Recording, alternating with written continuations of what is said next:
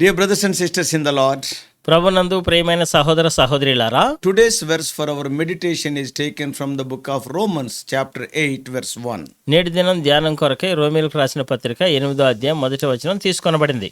Now, no condemnation to them which are in Christ Jesus. ఇప్పుడు క్రీస్తు యేసునందున్న వారికి ఏ శిక్షా విధియు లేదు. Now, no one can say for sure which is the greatest chapter in the Bible. ఏ ఒక్కరు కూడా బైబిల్లో ఏది అతి శ్రేష్టమైనటువంటి గొప్ప అధ్యాయం అని ఎవరు చెప్పలేరు. There are so many chapters from which we can choose. ఎన్నో అధ్యాయాలు ఉన్నాయి, వాటి నుంచి మనం ఎంపిక చేసుకోవాల్సి ఉంటుంది. But if I were to going to choose the greatest chapter in the Bible, ఒకవేళ నన్ను గాన బైబిల్లో అత్యంత గొప్ప అధ్యాయం ఏదని నన్ను ఎంపిక చేసుకోమంటే I would definitely go for Romans 8. నేను ఖచ్చితంగా రోమీయులకు రాసిన పత్రిక 8వ అధ్యాయాన్ని ఎంపిక చేస్తాను. Apparently, a lot of people agree. దానితో పాటు ఎంతో మంది దాంతో పాటు అంగీకరిస్తారు కూడా. Many will say it is right.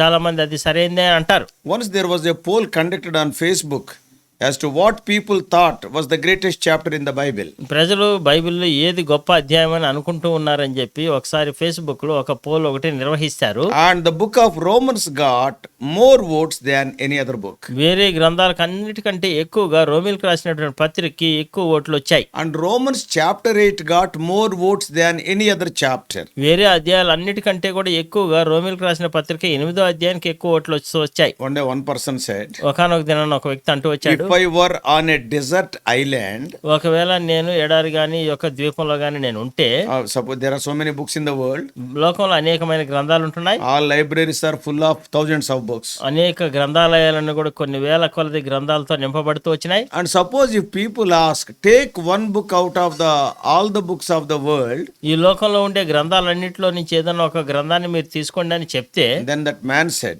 అప్పుడు ఆ మనుషుడు అన్నాడు కదా, I could only have one book, it would be the Bible. నేను ఒకే ఒక గ్రంథాన్ని ఎంపిక చేసుకుంటాను, అది బైబిల్ అన్నాడు. And he further said, ఇంకా ఆయన ముందుకు చెప్తూ వచ్చాడు, if somebody asks you, there are 66 in the Bible, out of those 66 books, which book you want to take? బైబిల్లో 66 గ్రంథాలు ఉన్నాయి కదా, 66 గ్రంథాల నుంచి ఏ గ్రంథం నువ్వు ఎంపిక చేసుకుంటావని ఎవరైనా అడిగితే, And he said it would be the book of Romans. ఆయన అంటూ వచ్చాడు కదా రోమీయులకు రాసిన పత్రిక అని. He further said, ఇంకా ఆయన ముందుకన్నాడు, if I could only have one chapter in the book of Romans, it would be chapter 8. ఒకవేళ రోమీయులకు రాసినటువంటి పత్రికలో ఒకే ఒక అధ్యాయాన్ని ఎంపిక చేసుకోవాలనుకుంటే ఖచ్చితంగా అది రోమీయులకు రాసిన పత్రిక 8వ అధ్యాయమే అన్నాడు. It is such a wonderful chapter. అది అంత అద్భుతమైనటువంటి గ్రంథం Why it is అధ్యాయం అది. like that? ఎందుకు అది ఆ విధంగా? I want to tell you at least 7 reasons which I think Romans 8 is greatest chapter in the Bible. రోమీయులకు రాసిన పత్రిక 8వ అధ్యాయం బైబిల్లో ఉన్నటువంటి అధ్యాయాలకు అన్నిటికంటే గొప్పదని అనుకోవడానికి కనీసం 7 సంగతులు నేను ప్రస్తావిస్తాను. Number 1. మొట్టమొదటి సంగతి, It is a Trinitarian.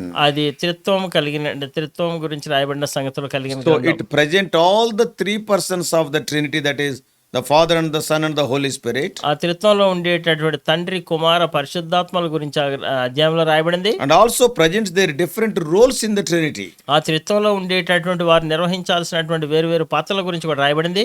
And the second reason, రెండో కారణము, it is gospel centered. అది సువార్త కేంద్రీకృతమైనటువంటి It అధ్యాయం. is teaching about Jesus' death and resurrection in verse 34. యేసుక్రీస్తు ప్రభు యొక్క మరణము భూస్థాపన గురించి 34వ వచనం రాయబడింది, Resurrection. ఆయన యొక్క పునరుద్ధానం గురించి. And we all know Jesus died for our sins, that is written in verse 3. 3వ వచనంలో రాయబడుతూ వచ్చింది కదా, యేసుక్రీస్తు ప్రభు మన యొక్క పాపముల నిమిత్తం ఆయన మరణించాడు. And the third reason, మూడవ కారణము, it presents in detail the 3 major doctrines of Christian life. క్రైస్తవ జీవితానికి అవసరమైనటువంటి 3 ప్రాముఖ్యమైనటువంటి సిద్ధాంతాల గురించి ఇది రాస్తూ వచ్చి ఈ అధ్యాయం రాయబడుతూ వచ్చినాయి. What are the 3 prominent doctrines of Christian life in the Bible? బైబిల్లో క్రైస్తవ జీవితానికి ప్రాముఖ్యమైనటువంటి 3 ప్రాముఖ్యమైన సిద్ధాంతాలు ఏంటివి? Justification, నీతిమంతులుగా తీర్చబడడం, sanctification, పవిత్రపరచబడడం, glorification. మహింపరచబడడం. So in the first 4 verses of 8th chapter, మొదటి 4 వచనాలు 8వ అధ్యాయంలో మనం చూస్తే it is written about justification. అది నీతిమంతులుగా తీర్చబడడం గురించి From రాయబడుతుంది. verses 5 to 17, 5వ వచనం నుంచి 17వ వచనం వరకు it చూస్తే is written about sanctification. పవిత్రపరచబడడం గురించి రాయబడుతూ వచ్చింది. And from verses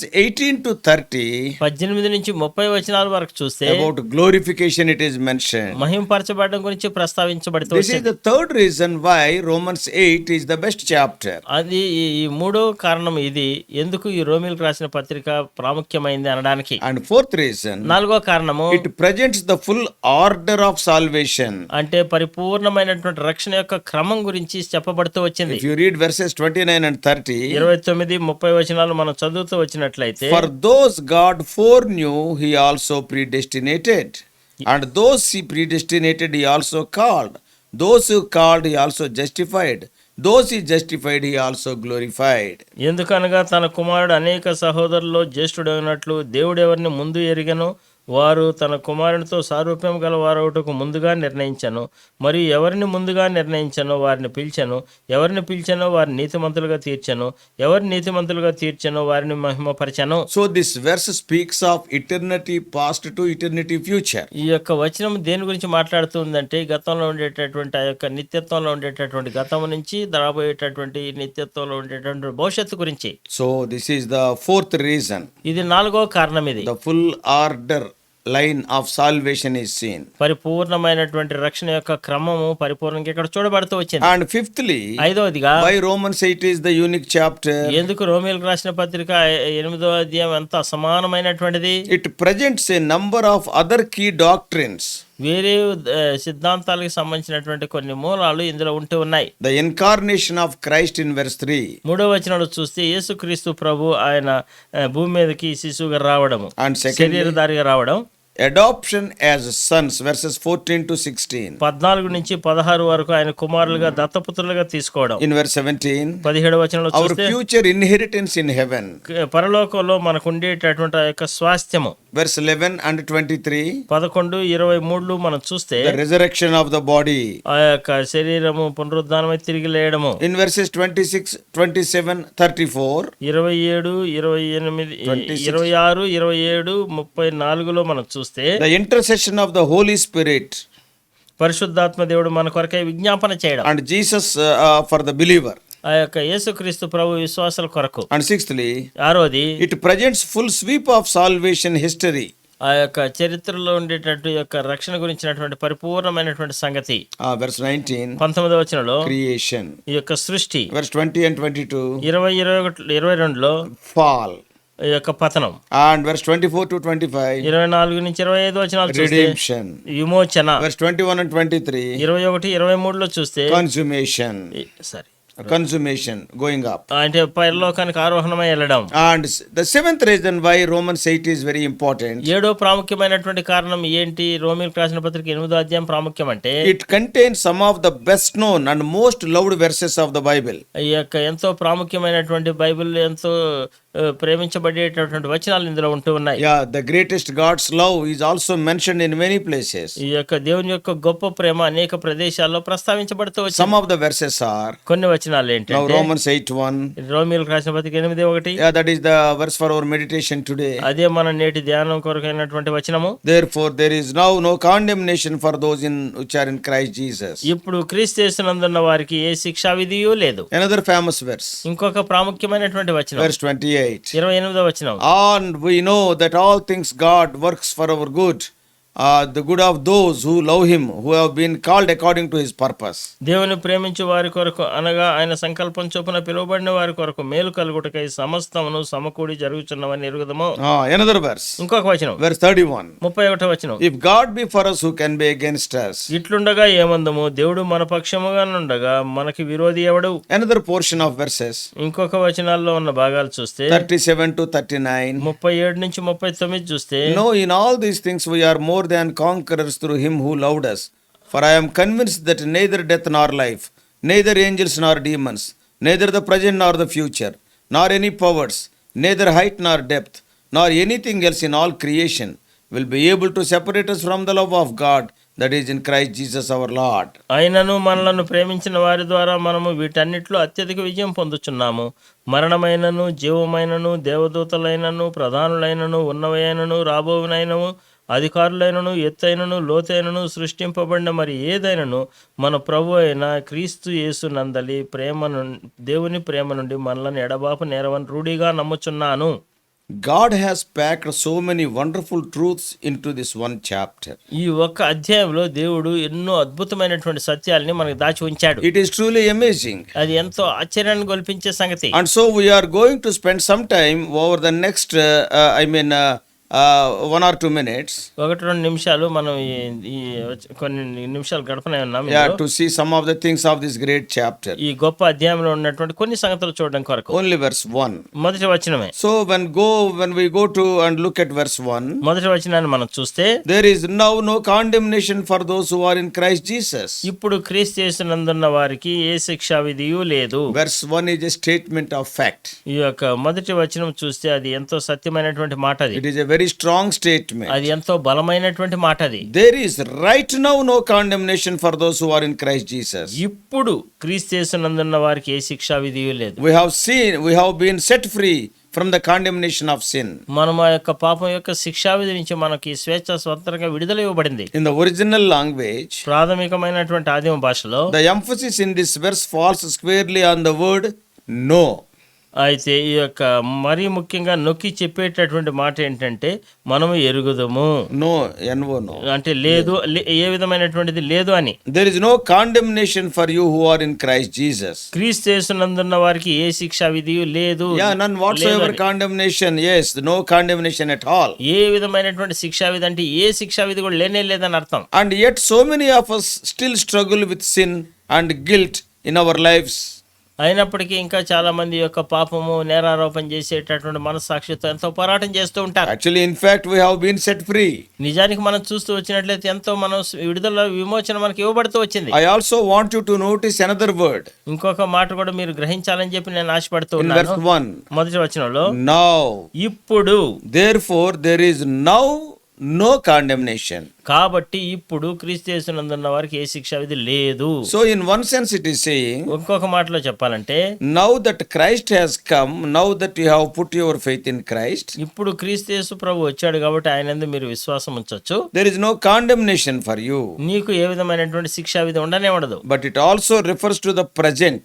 అది ప్రస్తుతం గురించి కూడా మాట్లాడుతూ ఉంది. When we talk about condemnation and forgiveness, ఈ యొక్క శిక్ష తర్వాత చూస్తే క్షమించబడడం గురించి మాట్లాడుతూ వస్తే, we are not just talking about heaven and hell in the future. భవిష్యత్తులో ఉండేటటువంటి పరలోకం గురించి నరకం గురించి మాట్లాడడం కాదు కానీ, Our condemnation or the removing of our condemnation are both present realities.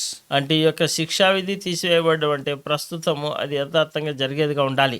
If you read John 3:16-18, యోహాను సువార్త 3:16-18 మనం చదివితే, wonderful well-known portion. ఎంతో అద్భుతమైనటువంటిది, మనకందరికి బాగా పరిచయమైనటువంటి I am reading John, యోహాను సువార్త 3rd chapter, యోహాను సువార్త 16-18. 3:16-18 For God so loved the world that he gave his only begotten Son, that whoever believes in him shall not perish, but have eternal life.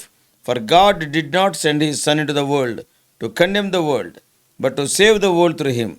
Whoever believes in him is not condemned, but whoever does not believe stands condemned already, because he has not believed in the name of God's one and only Son.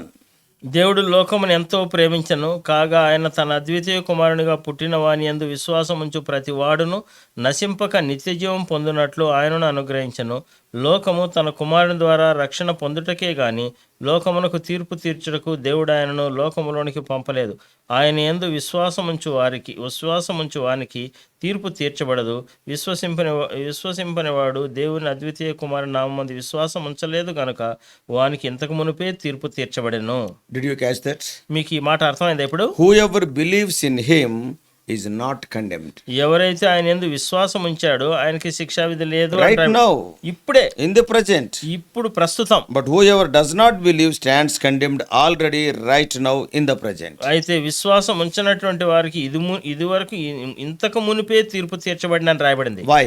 ఎందుకో తెలుసా? Because he has not believed in the name of God's one and only Son. ఎందుకంటే ఆ దేవుని యొక్క ఏకైక కుమారుని నామమందు ఆయన విశ్వాసం ఉంచలేదు కాబట్టి. Back to Romans 8. రోమీయులకు రాసిన పత్రిక 8వ అధ్యాయానికి వద్దాం. The word translated condemnation here carries not only the idea of condemned as guilty, అయితే ఈ యొక్క శిక్షావిధి అనేటటువంటి మాట ఏ విధంగా తర్జుమా చేయబడిందంటే ఆ నేరారోపణ చేసేటటువంటి మనసాక్షి నుంచి విడుదల పొందడం మాత్రమే కాదు కానీ condemned as guilty, ఆ యొక్క నేరం చేసినటువంటి గా పరిగణించబడి, పరిగణించబడి but also actual punishment that follows the sentencing. అయితే దానికి అవసరమైనటువంటి పర్యవసానం అంటే దాని శిక్ష కూడా దాని మీద పడేటట్టు. A good example here would be that of a condemned house. అంటే ఇప్పుడు అంటే పాడైపోయినటువంటి చెడిపోయినటువంటి ఇల్లు అనేది ఒక మంచి ఉదాహరణగా ఉంది. A condemned house is not only deemed unsafe to live in, ఈ యొక్క శిథిలమైపోయినటువంటి పాడైపోయినటువంటి గృహము నివసించడానికి ఏ విధంగా భద్రత లేనిదిగా ఉంటుందో, but at the same time, అదే సమయంలో the judgment also is hanging over that house. అయితే ఆ యొక్క ఇంటి తీర్పు అనేది ఆ ఇంటి మీద వేలాడుతూ ఉంది కూడా. Yeah, a house that is condemned is going to be knocked down and destroyed later. ఎందుకంటే ఆ యొక్క పాడైపోయి శిథిలమైపోయినటువంటి ఆ గృహము ఎంతగానో పాడైపోయి పడిపోయి శిథిలమై నాశనమైపోవడానికి సిద్ధంగా ఉంది. Today nobody lives in it. ఈ దినాన్ని ఎవరు దాంట్లో జీవించట్లేదు. Tomorrow it will be destroyed. రేపటి దినానికి అది నాశనం చేయబడుతుంది. So the word encompasses both the conditions of the house and its future destiny.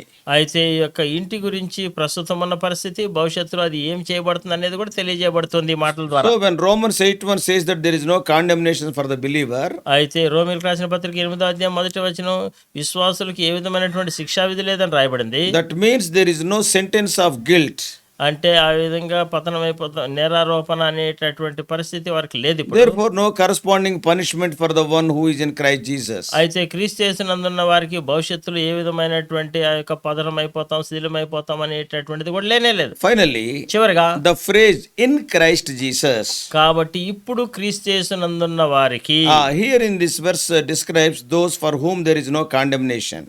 వారికి ఇప్పుడు శిక్షావిధి లేదు అని ఇక్కడ ఈ మాట చెప్పబడుతూ ఉన్నది. Who will not have condemnation? ఎవరికి శిక్షావిధి ఉండదు. What does it mean to be in Christ? అంటే క్రీస్తు యేసునందున్న వారికి అంటే అర్థం ఏంటి? Those who are in Christ are those who have been united with Christ by faith. అయితే క్రీస్తు యేసునందున్న వారు అంటే విశ్వాసం ద్వారా యేసుక్రీస్తు ప్రభువుతో ఐక్యపరచబడిన వారని అర్థం. They are those who have put their faith in Jesus Christ as God's only Son who died on the cross for their sins. అంటే యేసుక్రీస్తు ప్రభు ఆయనే దేవుని కుమారుడు, వారి యొక్క పాపముల నిమిత్తం ఆయన కల్వరి శిలువలో మరణించాడని ఆయన యందు విశ్వాసం ఉంచినటువంటి వారికి. They are those who have confessed their own sin and unworthiness and trusted in God's provision for them through Christ. వారి యొక్క సొంత పాపములు ఒప్పుకొని వారి యొక్క అయోగ్యతను ఒప్పుకొని కేవలం దేవుడే మార్గమని ఆయన యొక్క రక్తం ద్వారా ఆయన ద్వారానే విడుదల విమోచన ఉందని నమ్మికించినటువంటి వారు. And for those who are in Christ Jesus there is now no condemnation. అటువంటి వారికి క్రీస్తు యేసునందున్న వారికి ఏ శిక్షావిధి లేదు.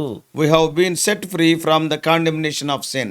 మనము ఆ పాపం యొక్క శిక్షావిధి నుంచి మనకి విడుదల విమోచన దొరికింది. Now the question is, ఇప్పుడు ప్రశ్న ఏంటంటే, what about you? నీ మాట ఏంటి? Have you put your trust in Jesus for the forgiveness of your sins? నీ పాపములకు పశ్చాత్తాపం కొరకు క్షమాపణ కొరకు యేసుక్రీస్తు ప్రభునందు నువ్వు విశ్వాసం ఉంచావా? If not, ఒకవేళ లేకుంటే Bible says you are under the eternal condemnation. బైబిల్లో చెప్పబడుతున్నటువంటి మాట ఏంటంటే నువ్వు నిత్య తీర్పు కింద నువ్వు ఉంటున్నావని. But you can believe in Lord Jesus Christ today.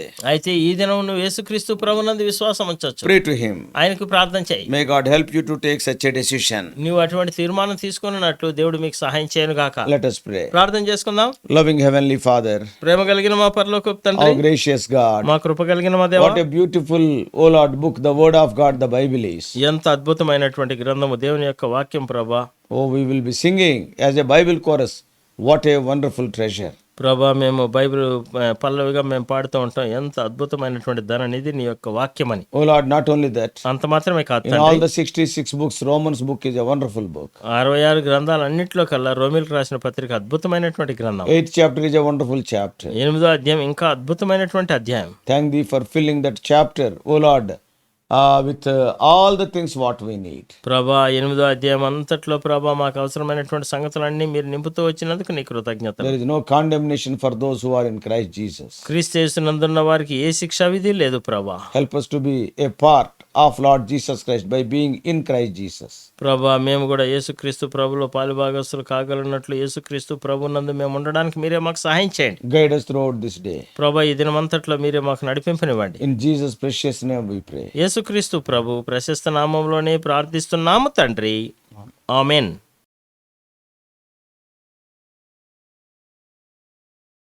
God bless you all. Please subscribe for more spiritual messages to the YouTube channel John Victor Telugu messages.